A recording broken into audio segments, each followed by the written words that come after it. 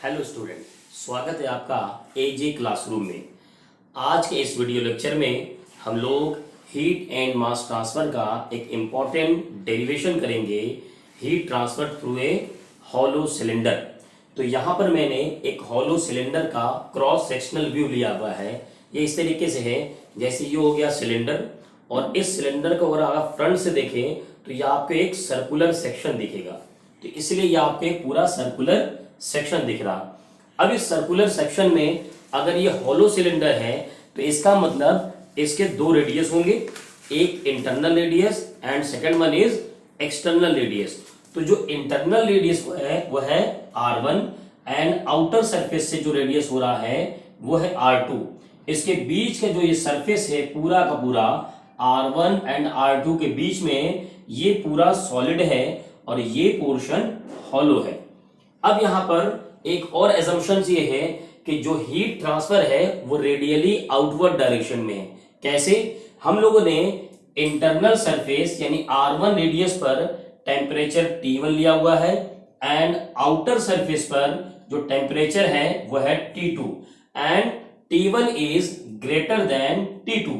सो यहां पर एक ड्राइविंग पोटेंशियल क्रिएट हो रहा है for the flow of heat. यहां पर हीट फ्लो होगा अंदर से बाहर की तरफ रेडियली आउटवर्ड डायरेक्शन में। सेकंड थिंग कि यहां पर जो हीट फ्लो हो रहा है वो सिर्फ इस सरफेस से हो रहा है, न कि इस सरफेस से। मीनिंग कि ये एक्सियल डायरेक्शन में कोई भी हीट फ्लो नहीं हो रहा है। अब आगे बढ़ते हैं, हम लोग स्टार्ट करते हैं। इसके लिए मैंने क्या किया कि यहां पर एक छोटा सा एलिमेंट कंसीडर किया, ये डॉटेड लाइन से। इस डॉटेड लाइन को मैंने यहां पर शेडो भी किया हुआ है ताकि आपको क्लियर दिख सके। अब यहां पर ये जो शॉर्ट डॉटेड लाइन से एलिमेंट है, उस एलिमेंट की इस सेंटर से जो डिस्टेंस है वो r, यानी कि इसका रेडियस r है और इसकी थिकनेस dr है। अब इन दोनों पॉइंट यानी इस पॉइंट और इस पॉइंट यानी कि इनके थिकनेस के दोनों सरफेस के बीच में जो टेम्परेचर डिफरेंस है वो है dt। वो क्या कहलाएगा? dt। इसको मैंने यहां पर ये शो किया हुआ है। हम लोग क्या करेंगे, फर्स्ट ऑफ ऑल इस एलिमेंट के थ्रू रेडियली आउटवर्ड डायरेक्शन में हीट ट्रांसफर का फॉर्मूला लिखेंगे। उसके बाद उसको इंटीग्रेट कर देंगे from R1 to R2। Then हमें फाइनली हॉलो सिलेंडर का हीट ट्रांसफर का फॉर्मूला मिल जाएगा। सो स्टार्ट करते हैं। फर्स्ट ऑफ ऑल इस एलिमेंट के थ्रू जो हीट ट्रांसफर है उसको लिखते हैं। तो ऑब्वियसली यहां पर कंडक्शन का फॉर्मूला लगेगा। तो कंडक्शन के फॉर्मूले के लिए हमारे पास फूरियर लॉ है -k into a dt by dx। देखिए ये वैल्यू जो स्टैंडर्ड फॉर्मूला मैंने उसके लिए लिखा है। अब हम इस सिलेंडर के लिए वैल्यू पिक करते हैं। यहां पर देखिए हमने ये अज्यूम कर लिया कि through out the cylinder thermal conductivity uniform है, तो उसे हमने k ले लिया, माइनस ऑलरेडी लगा हुआ है। देन बात करते हैं इसके क्रॉस सेक्शनल सरफेस एरिया की, कि जिस तरफ से हीट ट्रांसफर हो रहा है। तो देखिए यहां पर जो हीट ट्रांसफर है, अगर मैं बात करूं इस पेपर को मैंने इसलिए लिया है ताकि हम इसके एरिया को इजीली समझ सकें। देखिए इसकी बात करते हैं, अगर इसकी लेंथ सिलेंडर की L है और इसका रेडियर R है, तो इस सरफेस का एरिया कितना होगा? मैं इसको ओपन कर दूं तो ये क्या होगा, एक रेक्टेंगल बना, यानी कि दो साइड, अगर मैं इस साइड और इस साइड को मल्टीप्लाई कर दूं तो हमें इसका एरिया मिल जाएगा, ये सरफेस एरिया। अब इस साइड की वैल्यू कितनी होगी? देखिए ये क्या होगा, सर्कुलर बनने पर इसकी वैल्यू होगी 2πr, और इसको ओपन कर देंगे तो यही रहेगा 2πr, और ऑब्वियसली इसकी लेंथ कितना है? L। इसका मतलब इसका जो सरफेस एरिया होगा, जिस सरफेस से हीट ट्रांसफर हो रहा है, वो कहलाएगा 2πr इंटू L। L क्या है? ये इसकी लेंथ है सिलेंडर का। Then temperature difference dt। अब एक चीज और, जो हीट ट्रांसफर हो रहा है वो इस रेडियल डिस्टेंस हो रहा है, यानी कि थिकनेस हमें कितना लेना होगा? ये dr। तो यहां पर dt अपॉन dr ले लेंगे। आगे बढ़ते हैं, इसको सॉल्व करते हैं जरा। ये q की वैल्यू है, यहां से dr को इधर लेके आते हैं तो q into dr upon r को भी इधर लेकर के आ गए, इधर क्या बचेगा? -2π k l इंटू dt। अब देखिए हमें क्या करना है, इसको इंटीग्रेट करना है, तो हम इसको इंटीग्रेट कर देंगे इस एलिमेंट के लिए, दोनों साइड इंटीग्रेट करेंगे। अब यहां पर देखिए हमें क्या लेना होगा, यहाँ लिमिट लेना होगा, रेंज लेना होगा। लिमिट की बात करेंगे तो यहां पर वेरिएशन किसमें है, r में, और यहां पर वेरिएशन है t में। देखते हैं कि कहां से कहां ये वेरी कर रहा है, मिनिमम लोअर लिमिट क्या है और हायर लिमिट क्या है।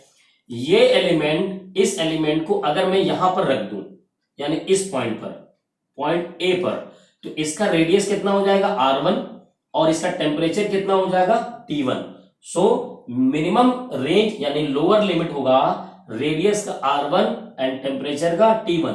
फिर इसी लिमिट को, इसी एलिमेंट को मैंने यहां पर बी पॉइंट पर रख दिया, मैक्सिमम आउटर सरफेस पर रख दिया, तो इसका रेडियस हो जाएगा r2, देन इसका टेम्परेचर हो जाएगा t2। सो यहां पर जो रेडियस में वेरिएशन है वो from r1 to r2 and temperature from t1 to t2। Hope आपको समझ में आया होगा। लेट्स इसको इंटीग्रेट करते हैं। q, इसको इंटीग्रेट करेंगे तो 1/r है, ये हो जाएगा log बेस r, यानी ln r मैंने लिख दिया।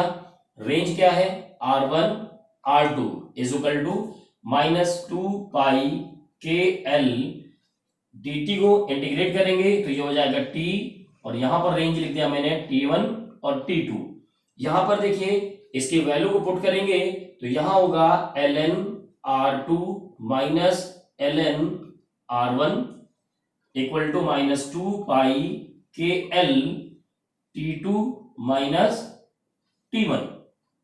यहां से देखिए, और इसको हम क्या लिख सकते हैं, q in bracket ln r2 by r1 log a minus log b is equal to log a upon b is equal to -2 pi K L in bracket t2 minus t1। देखिए यहां से हम q की value find करेंगे, तो q की value यहां से क्या आ जाएगा, -2 pi K L temperature difference t2 minus t1 upon, ये वैल्यू इधर जाएगा तो ये हो जाएगा ln r2 अपॉन r1। इसको सिंपली आगे लिख देते हैं। तो देखिए यहां से अगर मैं यहां से माइनस कॉमन ले लूं तो जो माइनस आएगा इससे मल्टीप्लाई होकर के हो जाएगा पॉजिटिव, तो q इज इक्वल टू हो जाएगा ये, और 2 पाई के एल को मैं नीचे लेके जाता हूं तो ऊपर हो जाएगा t1 माइनस t2 अपॉन, यहां पर अपॉन में ऑलरेडी है ln r2 अपॉन r1, और ये 2 पाई के एल को मैं नीचे लेके जाता हूं तो 2 पाई के एल। ये देखिए एक हमारे पास फॉर्मूला आ गया, heat transfer is equal to change in temperature upon thermal resistance. जिस तरीके से हमने एक स्लैब में फाइंड किया था, रेक्टेंगल स्लैब में, कि किस तरीके से वहां पर रेजिस्टेंस की वैल्यू फाइंड किया था, वहां पर था L अपॉन के ए। उसी तरीके से हॉलो सिलेंडर में ये जो वैल्यू होगा रेजिस्टेंस का वो कहलाएगा log r2 upon r1 upon 2 pi K L. तो ये जो डिनोमिनेटर में वैल्यू आया है ये है thermal resistance in hollow cylinder. Hope आपको वीडियो समझ में आया होगा, टॉपिक क्लियर हो गया होगा। वीडियो को लाइक करिए और अपने दोस्तों के साथ शेयर भी करिए। Okay, thank you.